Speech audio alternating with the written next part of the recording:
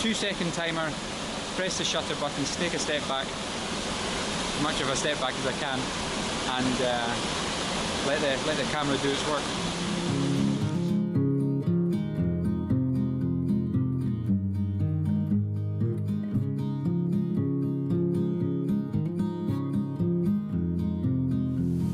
So I'm down in the Lake District and I'm really just exploring. I'm back down here in a week's time. So next weekend I'm going to be here.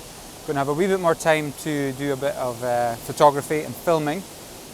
But I did have a couple of hours just to do a bit of scouting, and I've decided to come to Aira Falls. Never been here before. Although I come down the Lake District so often, I've never been to Aira Falls. I've been told it is a busy place. There's so many people kicking about, you can't get near. Yeah, it's late in the day, but look, I have the place to myself. Absolutely fantastic. And it is beautiful, it's so nice. There's lots to explore, I'll show you. There's more falls down there. Big river that keeps on going and keeps on going. And they've got these absolutely beautiful bridges, stone bridges. You see a lot of them in the Lake District, but they are gorgeous when there's water running below them. And for the main attraction, here we are. It's beautiful. Again, we've got one of those stone bridges above it. It's so nice. I can't believe I've never been down here before. It's I don't know how it's going to look like in pictures and photographs. There is a lot of kind of debris over the front of it, over the front of the falls. But what I've done, I've set up. I've taken a couple of shots already. And yeah, they're coming out okay. I've got a polarizer in the front because I want to really get some of the warm reddish coming through from below the water there. So polarizer is going to cut right through and hopefully bring some of that out, and then extend the exposure so we're getting a bit of movement from the water as well. So far so good. Composition wise, you're kind of restricted. There's not many places to go, but I think, yeah, I'll revisit the place, definitely. But just on a whim, a journey here and coming to this waterfall, it's been good. It's been really good. Happy times. So back to trying some different exposures, different test shots for a visit later on, and we'll see how we get on.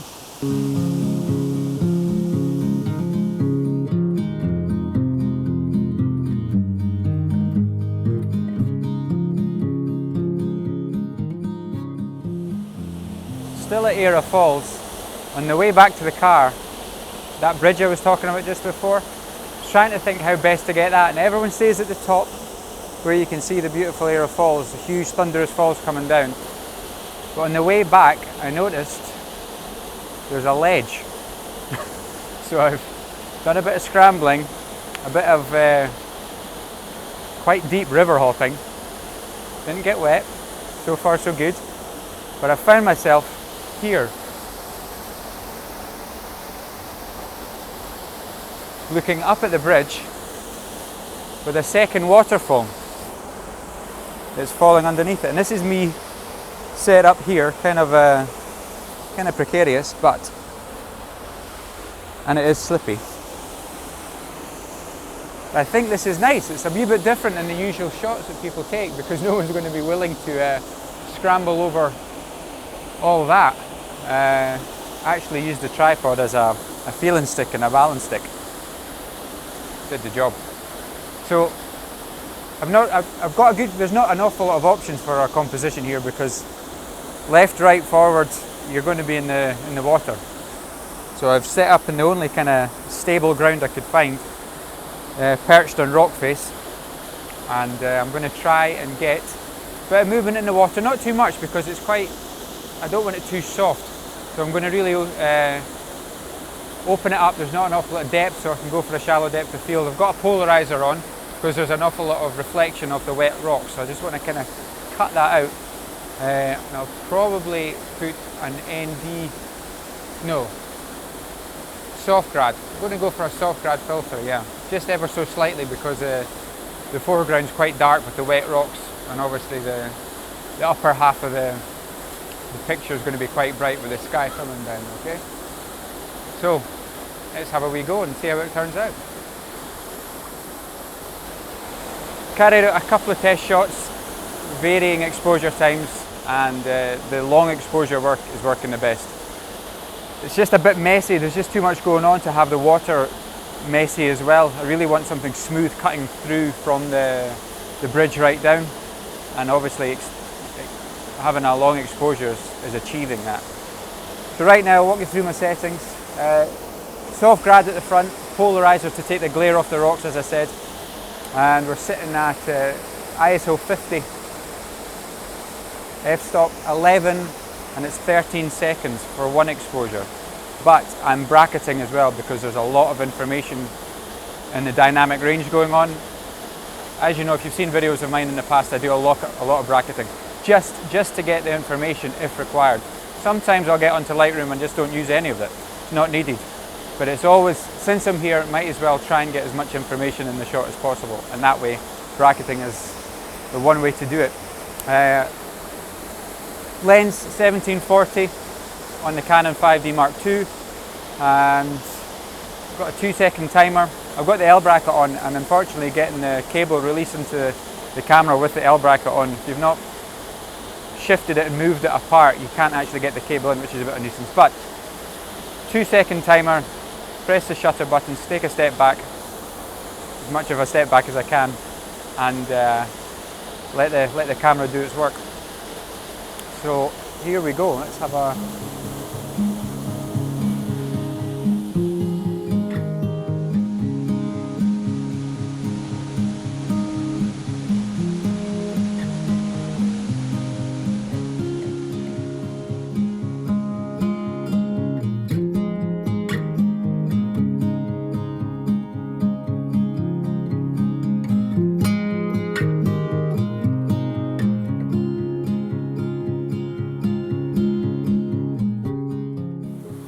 So what I've got to do now is get over the fallen tree, over the water, scramble up the rocks and get back onto the path without getting wet, without getting my equipment wet. It's the main thing, I don't mind getting wet.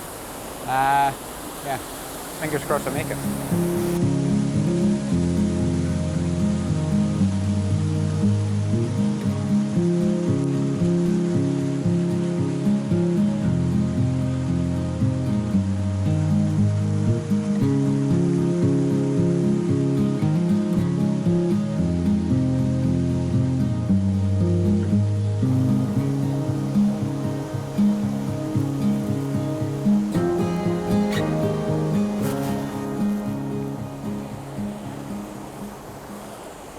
Made it.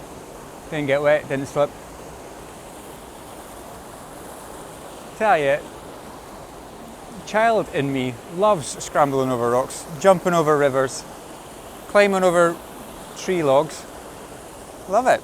And there's a photo at the end of it as well. It's great. It's like being 9-year-old again. It's fantastic. How did I get down here though?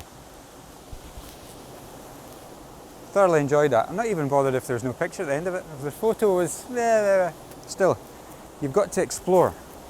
You've got to find new places. And the only way to do that is the possibility of getting your feet wet, getting your hands dirty, and the danger of dropping camera equipment in the water. Well, it puts an edge to it, doesn't it?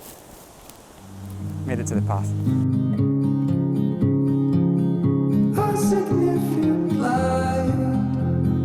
Just where it was needed, gleaming black as night, cloistered in injustice, dead in the eye of time. Nobody is losing, faces merge and change, but your face remains the same. Aira Force, done. Lovely. On the way here, drove over Kirkston Pass, and it looks terrific, absolutely fantastic. It's a valley with all the mountains coming into this one single road that winds all the way down, and a couple of opportunities I slowed down and had a look to see if there was a possible picture there, and there is. There's really nice leading lines with the road in this valley coming up. So on the way back, the sun is just dipping, and it's going to cast a really nice light, hopefully not too low by the time we get into the valley, and there'll be some nice light on the hills with that leading line of the road coming right down. So that's where the plan is now, Kirkston Pass. The swallows will be here by dawn. And when we're finally sober, they'll be gone. Here's a nice wee composition, Kirkston Pass, as I was mentioning. The photo I had in mind is actually the other side of Kirkston Pass, but on the way up I noticed in the rear view mirror that the light is catching some fields down there, and we've still got that leading line with the road. So soft grad, obviously, just to take the punch out of the sky quite a bit, and it's not the clearest of days, although it looks it from here. So I've put a polarizer on there just to kill some of the haze in the distant mountains there. Just makes it a wee bit pop, and again the actual sun, where the sun is hitting on the fields, it just makes it that wee bit more crisper with the polarizing filter on there. So very straightforward, didn't even have to climb over anything this time, actually in a car park, just parked up and ready to take the shot. So here we go, let's have a wee look.